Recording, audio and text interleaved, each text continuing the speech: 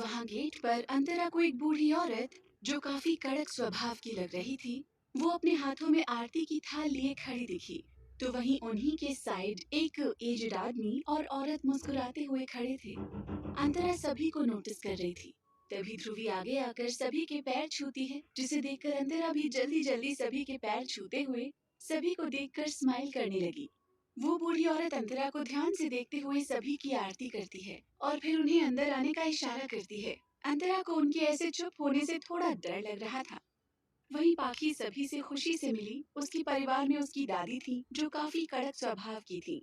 पाखी के mom dad थे जो काफी अच्छे थे और पाखी की एक बुआ थी जिनका डिवोर्स हो चुका था और वो अपने बेटे के साथ यहीं पर रहती थी। पाखी सभी से मिलती है और उसके बाद अंतरा और ध्रुवी भी सभी से मिली। ध्रुवी सभी को जानती थी पर अंतरा पहली बार आई थी, जिस वजह से वो अभी ज्यादा बात नहीं कर रही थी। तभी दादी आकर अंतरा को देखते हुए बोली, तो तुम हो दानिश की बीवी?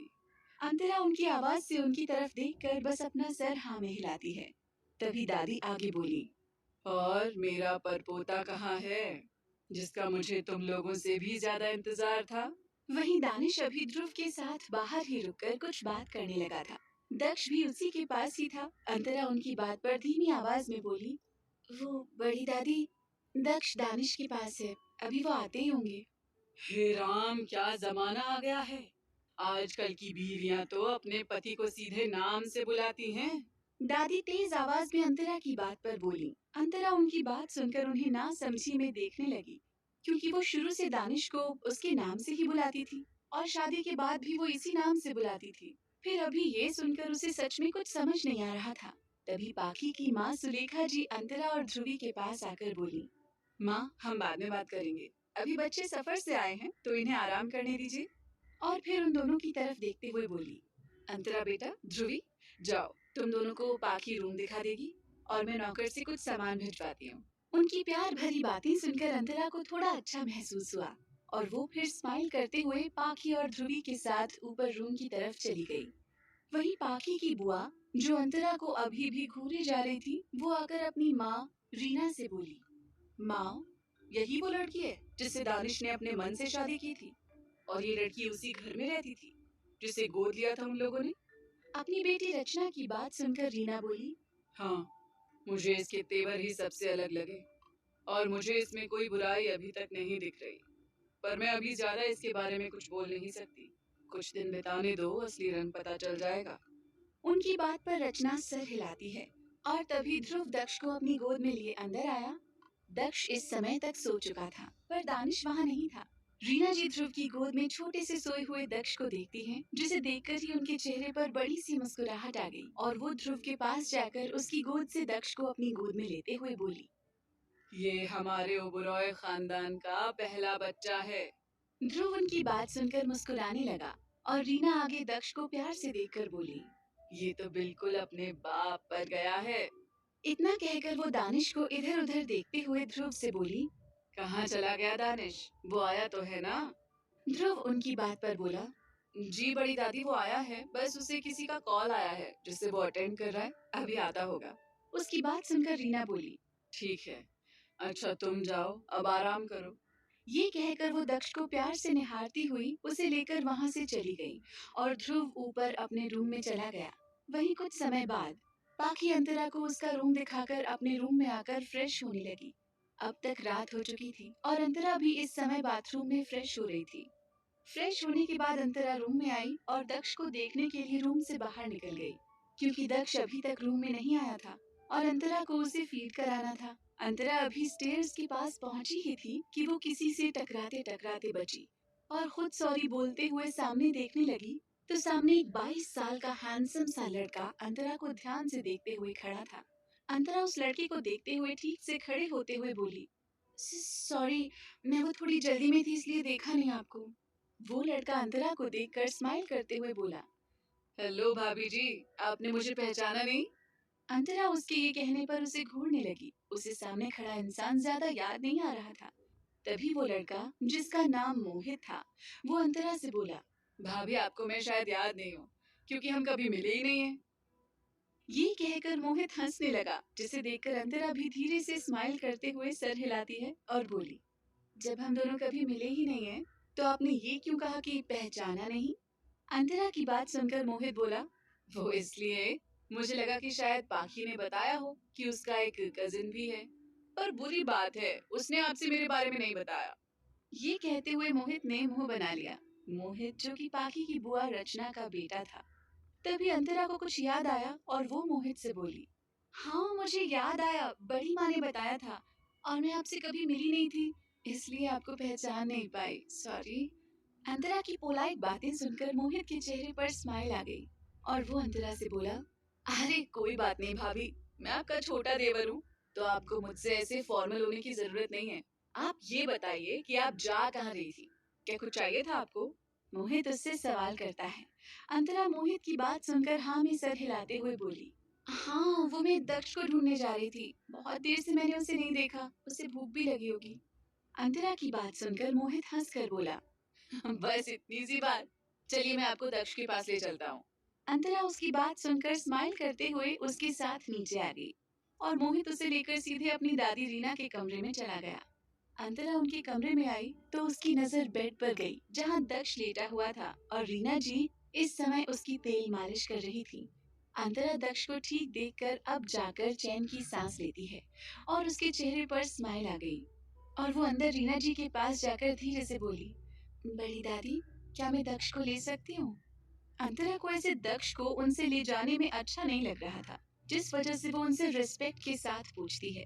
वहीं रीना जी अंतरा की बात सुनकर उसे घूरने लगी और फिर दक्ष को देखती हैं। दक्ष जो अंतरा को देखते ही उसके पास जाने के लिए अपने हाथों पैरों को उठाने लगा था। रीना जी ये देखकर फिर दक्ष को उसके कपड़े पहनाती हैं और उसे उठाकर अंतरा को देते हुए बोली, लो जाकर इसे दूध पिला दो, ये भूखा है। और सुबह 5 बजे उठ जाना, मुझे सुबह सुबह इसकी मालिश करनी है।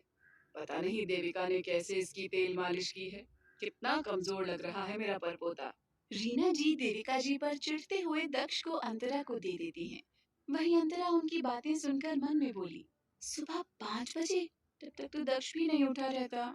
ये सोचते हुए अंतरा उनसे बोली, बड़ी दादी दक्ष सुबह 6 बजे तक उठ जाता है और दादी वहाँ 6 बजे ही मालिश करती थी, क्या मैं 6 बजे ही?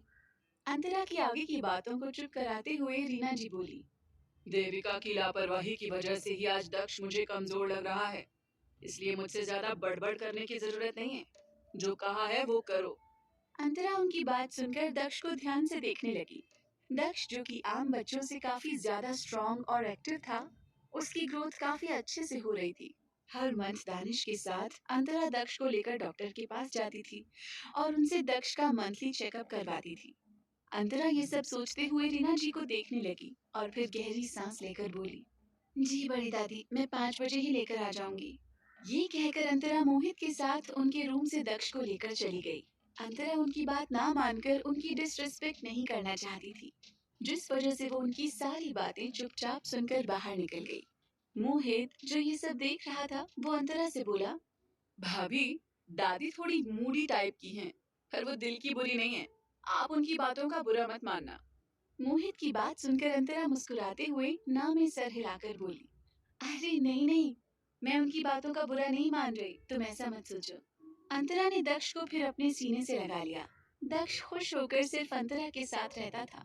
बाकियों को देखकर उसके चेहरे पर कोई भाव नहीं रहता था और इस समय दक्ष की आंखें मोहित पर टिकी हुई थी, जिसमें कोई भाव नहीं था। वो मोहित को घूर रहा था। मोहित ये देखते हुए मुंह बनाकर बोला, भाभी, मुझे इसे देखकर दानिश भाई की याद आती है। अंतरा सभी के मुंह से सिर्फ यही बात सुनकर चिढ़ चुकी थी और वो मोहित से बोली, नहीं, दक्ष के अंदर से मेरी वाइब आती है, ये मेरे साथ ज्यादा रहता है, वो दानिश के क्लोज इतना नहीं है जितना मेरे है। एग्जैक्टली, यही तो मैं भी कह रहा हूँ कि दानिश भाई भी आपसे ही ज्यादा क्लोज हैं। और अब उनका बेटा जो उन्हीं के जैसा है, और वो भी अब आपसे ज्यादा क्लोज है, तो हुए ना दोनों बाप बेटे सेम। मोहित ये कहकर हंसने लगा। ये सुनकर अंतरा दक्ष को घूरने लगी। वहीं वो अंतरा को देखकर हल्की सी स्माइल करते हुए उसके बालों को मुट्ठी में भरकर उसके सीने से लग गया। अंतरा को दक्ष की इस हरकत पर काफी प्यार आया और वो फिर मोहित से बातें करते हुए वापस से ऊपर अपने रूम में जाने लगी। वो दोनों ऊपर अंतरा के रूम के बाहर पहुंचे ही थे कि उन्हें किसी की सरकास्टिक आवाज सुनाई दी। ओह, काफी अच्छी कन्वर्सेशन हो रही है तुम दोनों की। अंतरा और मोहित वो आवाज सुनकर पीछे मुड़ते हुए देखने लगे तो वहां दानिश अपनी पैंट की पॉकेट में एक हाथ डाले खड़ा था और दूसरे हाथ में उसका फोन था और उसकी आंखें कठोर थी। अंतरा दानिश को देखकर नॉर्मल आवाज में बोली, आप कहाँ गए थे? यहाँ आपको सब पूछ रहे थे। हाँ भाई, आप यहाँ तो अपना काम ड्रॉप कर दीजिए। मोहित भी अंतरा की हाँ में हाँ मिलाते हुए बोला। दानिश उनके करीब आते हुए बिना इमोशन के बोला, क्या मेरी यहाँ जरूरत भी है तुम्हें? दानिश के ऐसे बोलने पर अंतरा उसे घूरने लगी और बोली, आप ऐसे क्यों बोल रहे हैं? दानिश उसकी बातों का जवाब देने से पहले मोहित को देखकर भावहीन होकर बोला, आगे से ज्यादा इसके क्लोज होने की जरूरत नहीं है।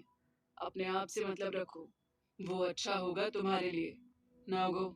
दानिश की सपाट बातें सुनकर मोहित का मुंह बन गया और वो चुपचाप अपना सिर हिलाते हुए वहां से चला गया। दूसरी तरफ अंतरा गुस्से से दानिश की बातें सुनकर उसे घूर रही थी। उसे अब समझ आया था दानिश की रूखे तरीके से बोलने का मतलब। दानिश ने अंतरा की गोद से दक्ष को ले लिया और अंतरा का हाथ पकड़कर उसे खींचते हुए रूम के अंदर ले आया। अंतरा दानिश से अंदर आते हुए बोली, दानिश क्या है? आप ऐसे क्यों कर रहे हैं? और आपने मोहित से ऐसे रूडली बात क्यों की? उसे कितना बुरा लगा होगा। आप ऐसा कैसे कर सकते हैं?